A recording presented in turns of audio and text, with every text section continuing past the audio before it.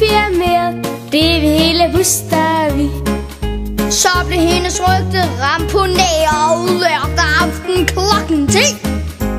Alle mine små veninder smag den røde kinder. Hvem har du kysset i din gadedør, lille Anne-Marie? Alle de dyde i parademøder sprængs af jalousi. Det glor på hendes gadedør, som køler på en ladedør. Selv er de nemlig nogle fede køer, som ingen mand kan lide. Smækfuld af slæder og ballade spørger hele Bustavi. Hvem har du kysset i din gadedør, lille Anne-Marie? Mig. Hjemme var der kamp og lynedslag. Pigens gamle fik et prop. Alle lejlighedens vinduesfag var desværre lukket op.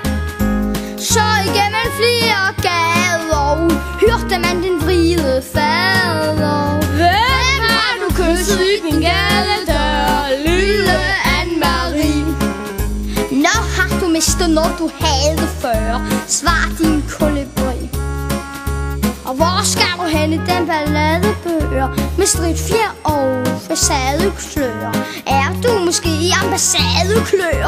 Fy og føj og tvi. Du skal vist have dig ind på flade før samtalen er forbi. Hvem har du kysset i din gadedør, lille Anne-Marie? Mig. Hele gaden hørte øretjæv, sjask på efter far forsvandt. Nede i det freders mørkhaven, Væk fra alt det tøse fjat. men på trods af alt derhjemme lød nu moders blide stemme.